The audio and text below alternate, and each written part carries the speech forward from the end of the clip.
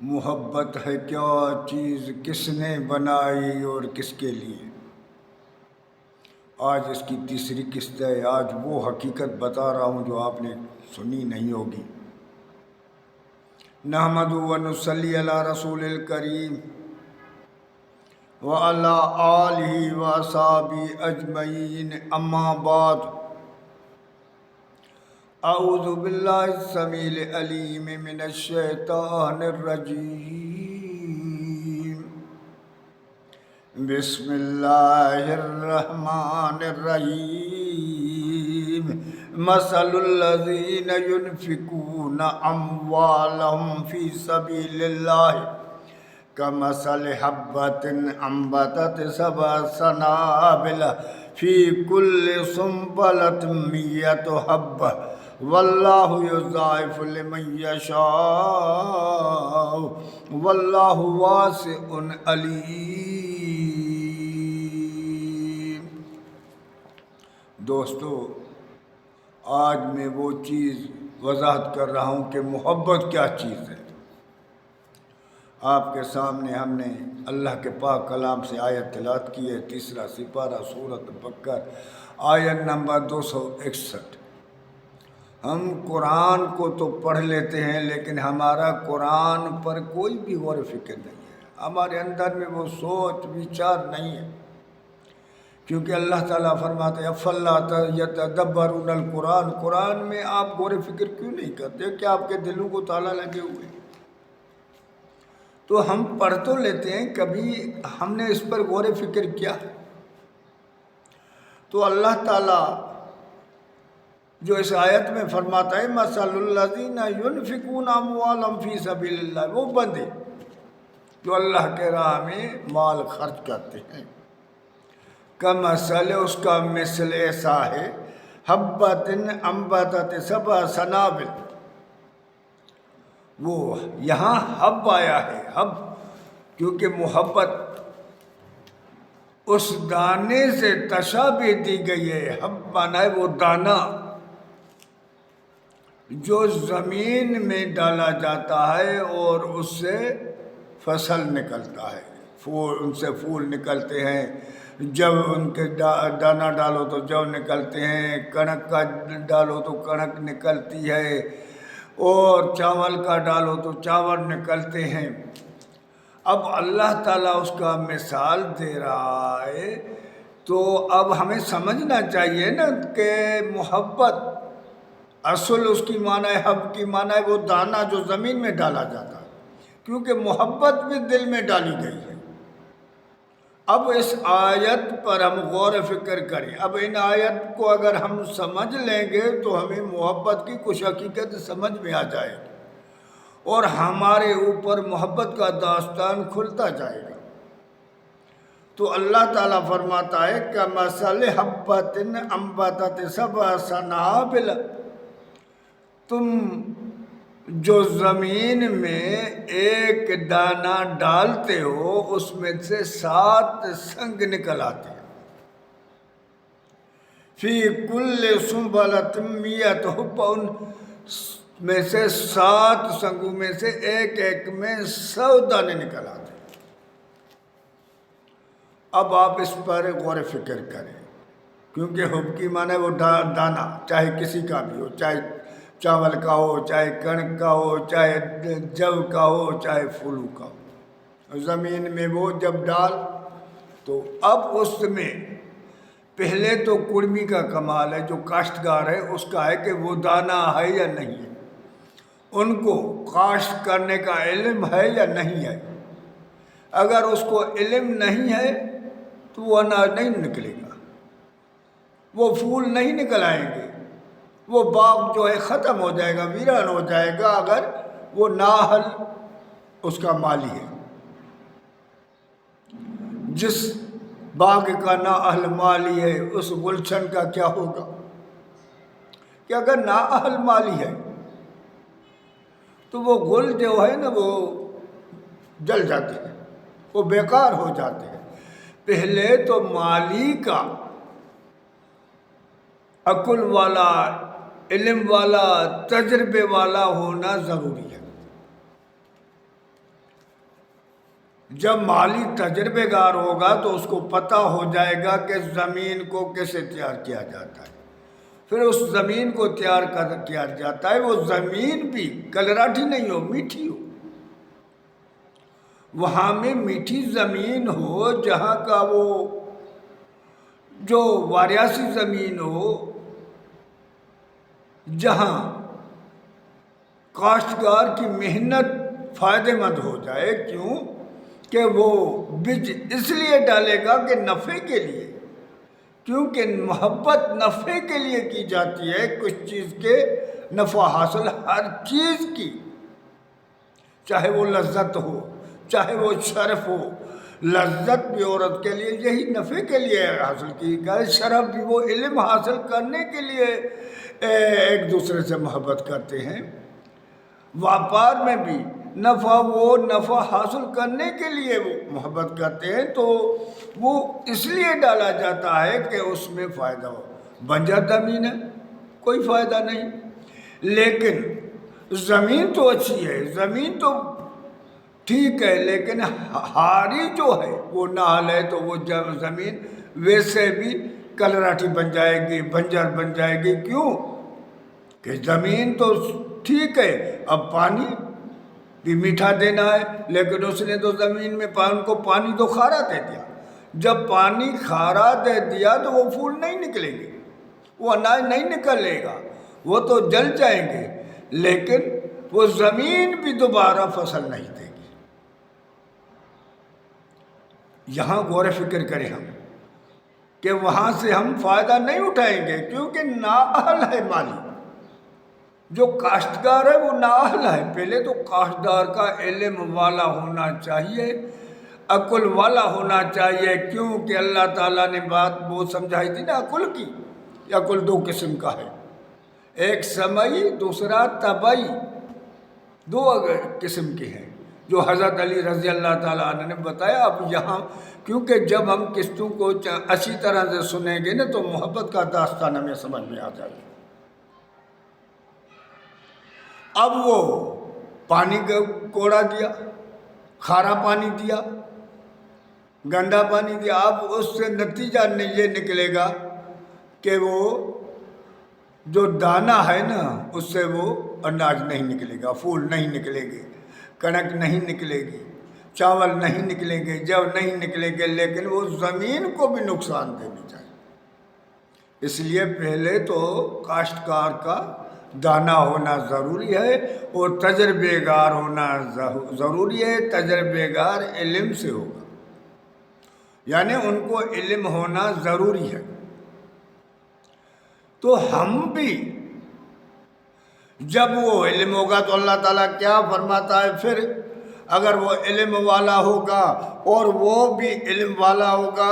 अब मिसाल दे रहा है अल्लाह, दोनों का मिसाल दे रहा है. मसलुल्लज़ीन यनफ़िकून अम्वालहुम फ़ी सबीलिल्लाह. अब मैं मिसाल पेश कर रहा हूँ उन बंदों का जो अल्लाह के नाम पर खर्च कर रहे हैं, लेकिन अकुल नहीं है, समझ नहीं है किसको देना है, कहाँ खर्च करने वाला है, किस बंदे से देने से फ़ायदा है, किसी से नुकसान है. पहले तो उनको अकुल होना ज़रूरी है. यहाँ ये सोचो क्योंकि उसके दिल में है ना, दिल में अच्छा ही तो है. हर हारी के दिल में अच्छाई होगी कि मैं अनाज निकालूं, लेकिन अच्छाई के साथ इल्म नहीं होगा तो वो अच्छाई क्या करेगी. उसके तो दिल में अच्छाई है. तो मैं इससे 12 महीने की मेहनत करता हूँ, मैं अनाज निकालूं, लेकिन उसको पता ही नहीं है, ज़मीन को संवारने का पता नहीं है, पानी देने का पता नहीं है, तो वो कैसे, उसकी अच्छाई कहाँ जाएगी. अब माल तो खर्च कर रहा है अल्लाह के राह में, तो इसको ये चीज़ें लाजमी है. अकुल होना, अकुल तबई, समय अकुल नहीं. अब तबई अकुल होना लाजमी है और इल्म और तजर्बा भी लाजमी है. जब उसको होगा तो फिर क्या वो एक दाना, अब एक दाना वो डालेगा तो फिर उस डाले में क्या निकलेंगे, 7 चिड़िया निकलेंगी, فی کل سنبلۃ مئۃ حبہ، پھر اس میں سے ایک میں سے 100 دانے نکلیں گے، یعنی یہ 700۔ واللہ یضاعف لمن یشاء، مگر اللہ چاہتا ہے تو اس سے بھی زیادہ کر دیتا ہے۔ واللہ واسع علیم، کیونکہ اللہ اس کو وسیع کرنے والا ہے، اللہ عالم والا بھی ہے، ہر قدرت والا بھی ہے۔ یہ چیزیں اللہ کے آگے کچھ چیز نہیں ہے۔ تو ہم سوچیں کہ ہمیں علم ہوگا، اب دل میں محبت تو آ گئی، محبت پیدا ہو گئی کہ میں یہ کام کروں، یہ واپار کروں۔ اب دکان واپار کیونکہ اس میں اس کو نفع ہے، میں ایک دکان کھولوں گا، میرے بچے ہیں، ان کا گزران ہوگا، اللہ کے نام پر بھی دوں گا، خرچ کروں گا، یہ کروں گا۔ اب دکان کھولا، اس کو پتہ ہی نہیں ہے کہ اس کی قیمت کیا ہے۔ سامان تو لے کر آیا، لیکن سامان جو لے کر آیا اس کے قیمت کا اس کو پتہ ہی نہیں تھا کہ اس کی مارکیٹ میں کیا قیمت چل رہی ہے۔ اب دکان کھول دیا، دکان کھول دیا، اگر زیادہ مول میں دے گا تو کوئی لے گا نہیں، اگر کم نقصان میں دے گا تو وہ سارا تو کھپ جائے گا، لیکن فائدہ تو نہیں ہوا نا، بہتر نقصان ہو گیا۔ دکان کا کرایہ بھی گلے پڑ گیا، اور جو اپنا مہور تھا، اپنے پیسے تھے، وہ بھی ختم ہو گئے، ان میں سے بھی آدھے چلے گئے۔ تو اچھائی کے ماں برائی کا سامنا کرنا پڑا اور تباہی کا سامنا کرنا۔ تو یہ محبت جو ہمارے اندر میں اللہ تعالیٰ نے ڈالی ہے، یہ ایک دانے کی مثال ہے، کیونکہ دانے کو حب کہا جاتا ہے عربی لغت میں۔